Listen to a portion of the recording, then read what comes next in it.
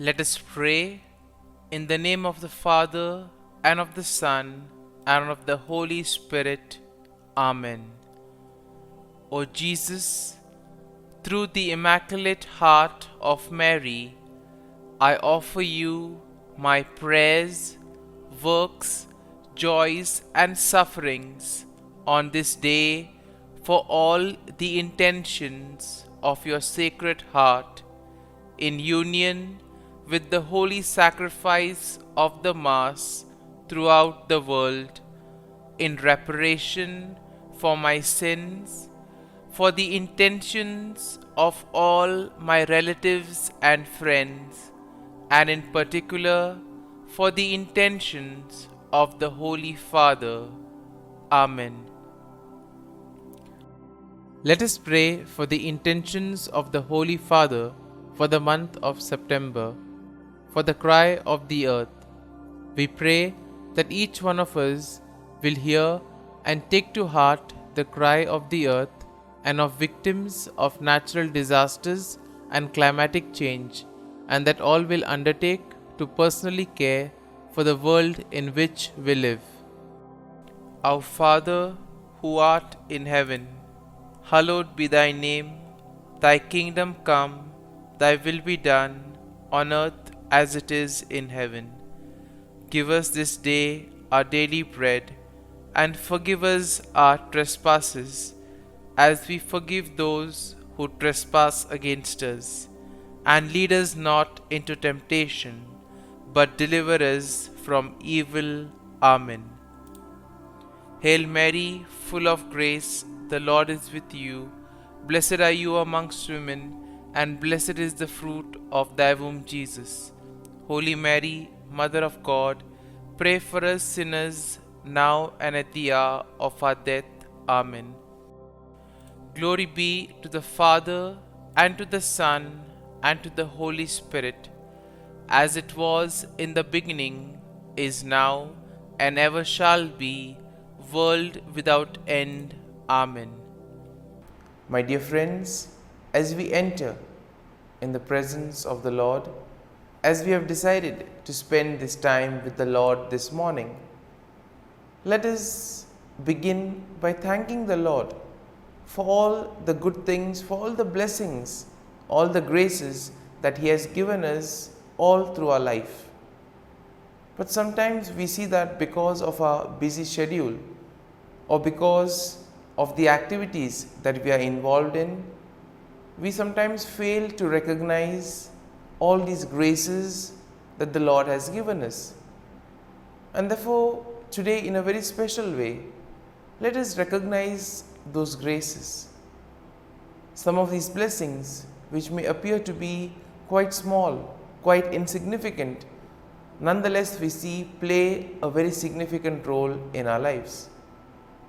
And therefore, let us close our eyes at this moment and let us praise the Lord.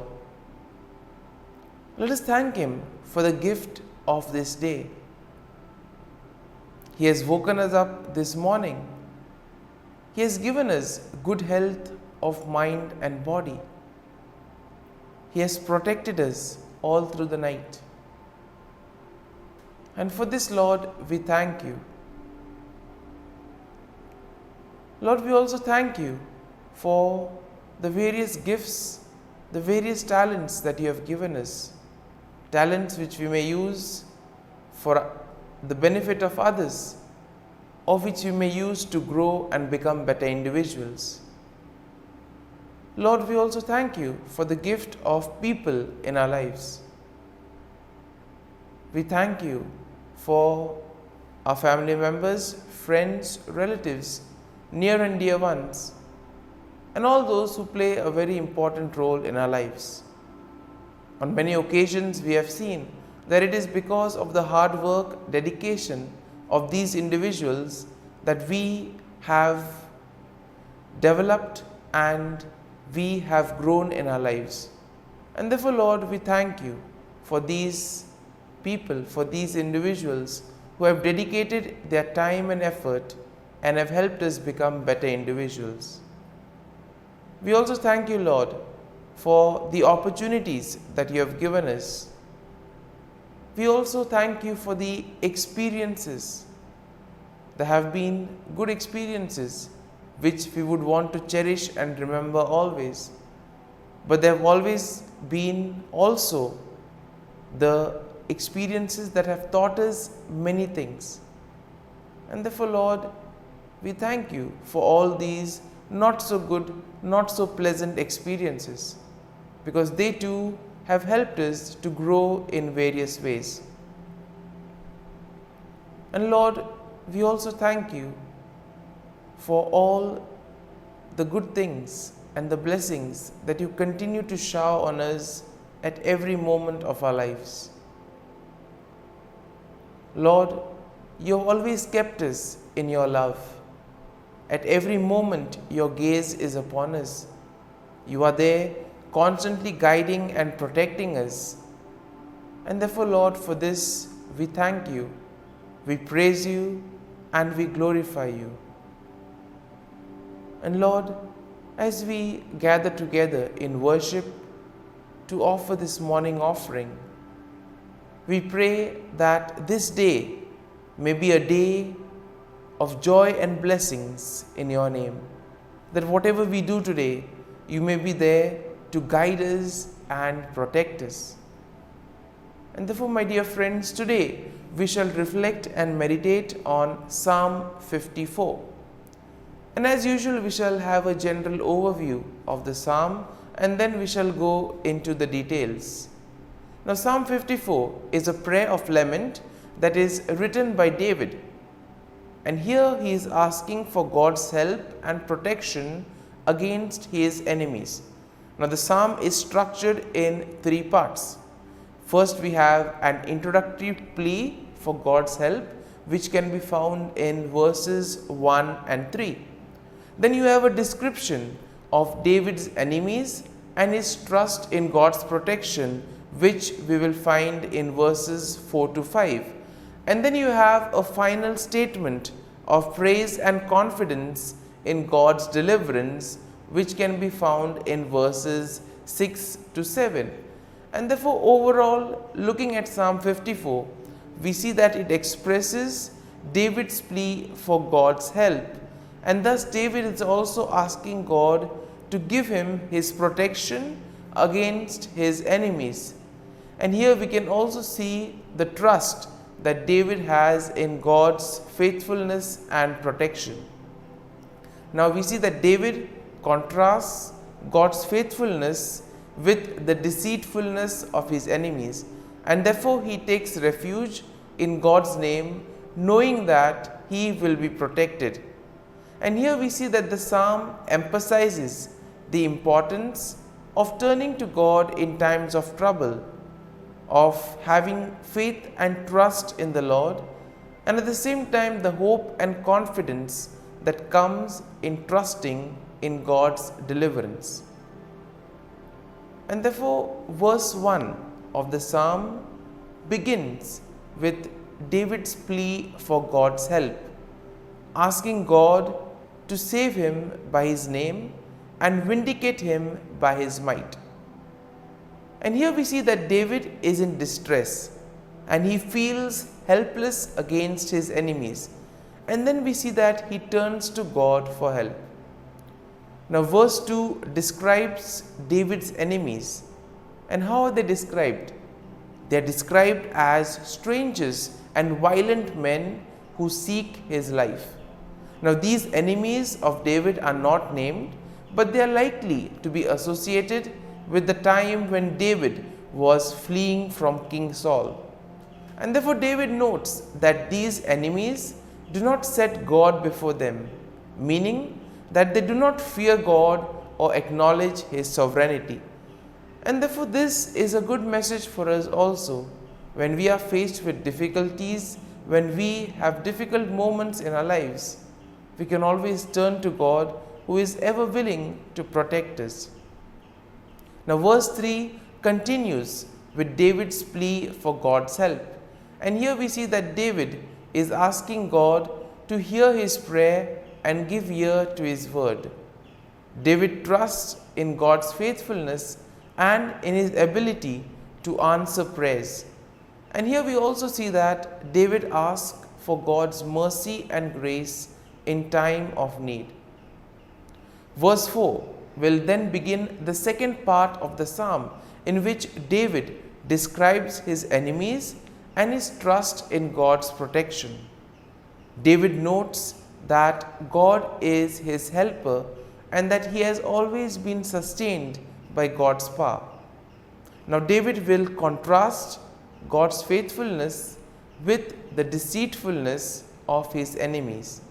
And here we see that David sees his enemies as those who seek to harm him even though he has done them nothing wrong. Sometimes we too may have the same feeling. We have done everything right, but still there are people who persecute us, people who do evil against us. And in this time we can relate to David and see how he went about. Verse 5 continues with David's trust in God's protection, noting that God will deal with his enemies and he will destroy them in faithfulness. David trusts in God's deliverance and takes refuge in his name, knowing that God will protect him from his enemies. And therefore verse 6 now will begin the final section of the psalm, in which David expresses his confidence in God's deliverance, and therefore he gives thanks to God for his help. David notes that God has delivered him from every trouble, and therefore he will look with satisfaction on his enemy's downfall. And verse 7 will conclude the psalm with a statement of praise and confidence in God's deliverance. David declares that he will freely offer sacrifices to God and he will give thanks to God for his name, knowing that God has delivered him from all his troubles.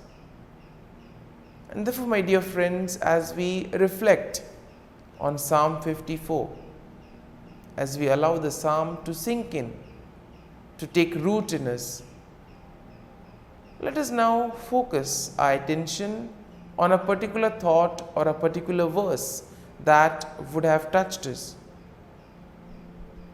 And let us remain with that verse, let us remain with that thought, allowing the Lord to guide us, allowing the Lord to show us what is the right path that He has chosen for us. And therefore, my dear friends, as we continue to reflect on this psalm, let us ask the Lord to be with us, guide us, and show us the way. And we ask Him that throughout today's day, that He may be with us, helping us, guiding our steps, helping us to do His will, and thus help Him in building the kingdom of God. Amen. And now we shall spend a few moments in silence, reflecting on this, asking the Lord to guide us, to show us that He is there with us even in our moments of trials and difficulties.